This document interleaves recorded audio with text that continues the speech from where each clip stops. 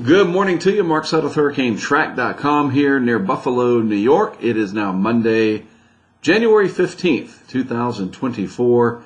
Cold enough for you? People say that, and they try to be funny. This Arctic air, I tell you what, definitely invaded the lower 48, spilling east of the Rockies. Now, it's cold in the Rocky Mountains, of course, but that acts like a literal barrier, keeping that cold air from spreading to the west very much. It's also the way the upper level pattern is. But yes, east of the Rockies, Arctic air, snow in places that are not used to seeing it. And finally, it looks like some snow for parts of New York and elsewhere along the I-95 corridor in the coming day or two.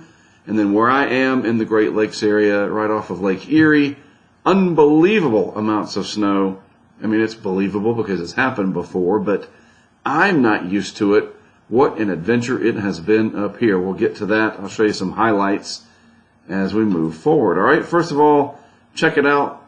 All that sort of grayish blue color, all this through here that I'm going to highlight out in red, that's your wind chill watches and warnings and things like that. Bitterly cold, dangerous cold. It really is. Sub-zero, sub-freezing in areas where you're just not used to it. Winter storm watches and warnings, all kinds of problems in a lot of areas now across the southeast, but the strong western Atlantic ridge, the southeast ridge as we call it, holding strong, and that's why we're not seeing anything in the eastern Carolinas, even the Piedmont, escaping this. And then finally, out west here, for the most part, nice and clear for the time being. A little bit of action up here in the Pacific Northwest, parts of Montana and northern Idaho, but nothing major coming in. The major news, of course, is this Arctic outbreak that has come down into the lower 48 and caused a lot of problems. Look at how below normal these temperatures are. We are talking in some cases more than 30 degrees below the long-term average, 30 degrees Celsius, and you can see the outline of this Arctic air here spilling down. It's dense, it's thick, and it is spreading across the country, mainly east of the Rockies here. Some invasion of it out west, but east of the Rocky Mountains here, the Front Range, and then points from there all the way over to Ohio, Pennsylvania, and then deep south into Texas, all the way down really to the Rio Grande Valley. Incredible. Let's watch this and put it into motion, and you see how things change over the coming days. The Arctic air does spread east, finally getting into my neck of the woods, eastern North Carolina, where we're going to have very cold morning lows this weekend.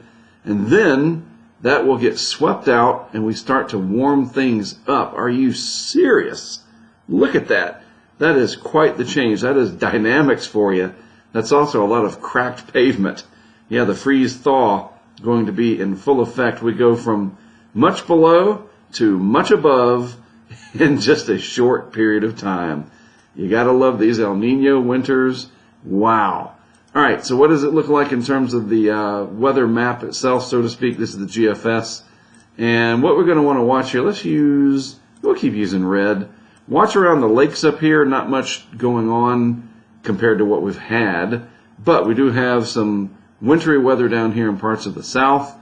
And then some rain across the Gulf Coast and Florida. And then parts of the Rockies there, Western Plains, getting in on a little bit of light snow where it's just bitter cold. Western Kansas, parts of southwest Nebraska, eastern Colorado, and vicinity. Let's move this out into time.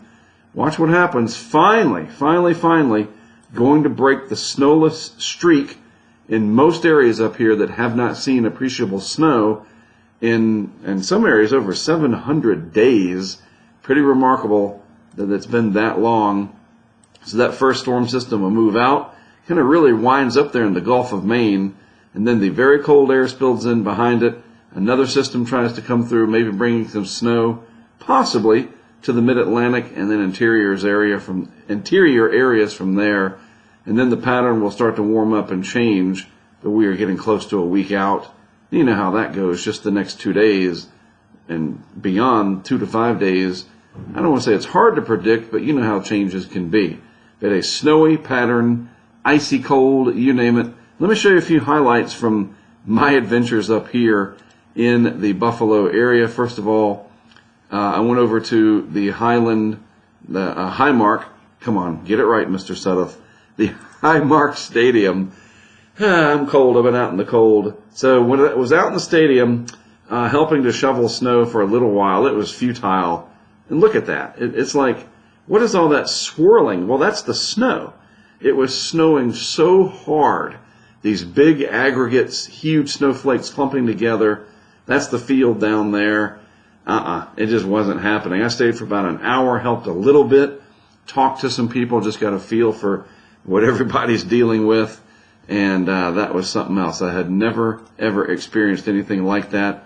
This is slow motion snow. I want to show you this. I set up one of the GoPros between a couple of vehicles, my vehicle and one parked nearby. And as this gets slowed down, look at those big aggregates coming through. Again, the different snow chunks, the snowflakes, if you will, sort of lumping together.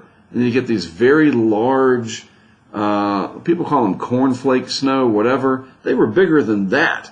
I mean, these were just like snow chunks. Look at that. It's like somebody's throwing snow at me. This is the GoPro, 240 frames per second. We're going to use this in the upcoming spring severe weather season to study hail. More on that later. So this is kind of a nice little test to capture snow in those incredible conditions. This is down in the Orchard Park area yesterday, West Seneca, Orchard Park region. What else do we got? Yeah, I put the camera to use last night. This is really cool. I'll put this up on the Twitter. That's amazing. 240, look at that, 240 frames per second, and you slow it down in post-processing. It kind of looks like that movie Oppenheimer when they showed some of those particle physics quick animations that Christopher Nolan did. If you hadn't seen the movie, you'll know what I'm talking about. Starfield, whatever you want to call it. Just an incredible shot. Looks like a snow globe. Any kind of analogy you want. And then I don't want to forget, way over in Weatherford, Texas, this is talking about kind of example here of the far-reaching impacts of this cold air and snow. Weatherford is west of the Fort Worth area. I was just there last week. It was 64 degrees. Not so much right now. That's snow coming through. And if I advance this forward, you see the sun comes up today, and there is snow on the ground. Our good friend out there, Jeff, and his family, brr, they don't like it. They don't like the cold and snow. Well, unfortunately, it is there, and it's going to be there for a while, at least a few days. So real quick, switching gears just a little bit, and eventually we're going to really focus on this more. We are seeing some changes. The Southern Oscillation Index, look at that number down there. The contributor today is 26. All right, in the last 90 days, we are up to -4. In the last 30 days, we are approaching 0. Why is this important? Because it shows that the pressure pattern across the tropical Pacific is starting to change, and we are going to get out of this El Nino pattern sooner rather than later. And you can see that on the graph here. This is from the Bureau of Meteorology, the Long Paddock site. Look at that. A real quick, boy, I wish our stocks and bonds, hey, maybe some of you are. Some of you might have some performers like this, where everything's going up. The SOI is changing, and then what that does, it sets the stage so that we start to get, let's use the color black so it pops better, more easterly flow out here instead of westerly winds, and that's going to start to get the conveyor belt going. We are going to lose this El Nino signature through here in the next few months, and then the warm, anomalous horseshoe shape is already in place in the tropical Atlantic plus the subtropical Atlantic, right where you look for it if you're expecting a big hurricane season. And I know when we have scenes like what I just showed you, nobody's thinking about hurricanes, but it's coming, and we're going to have to deal with it before too long. Here's a tweet here, and yes, I know it's called something else. To me, it's always Twitter.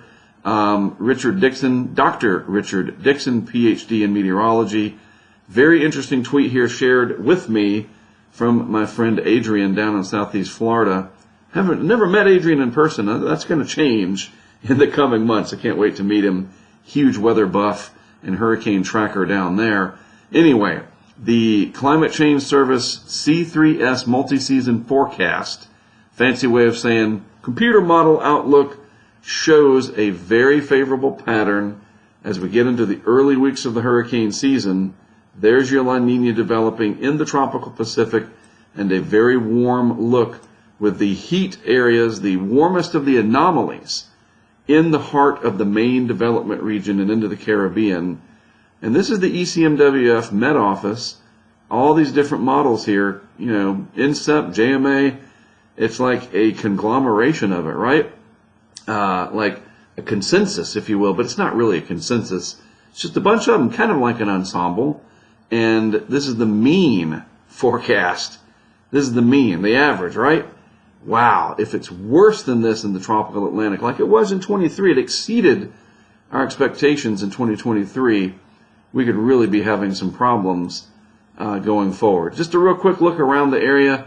Here's my cam up here in the back of my vehicle. 15 degrees outside. Yikes. That's where my Tacoma is.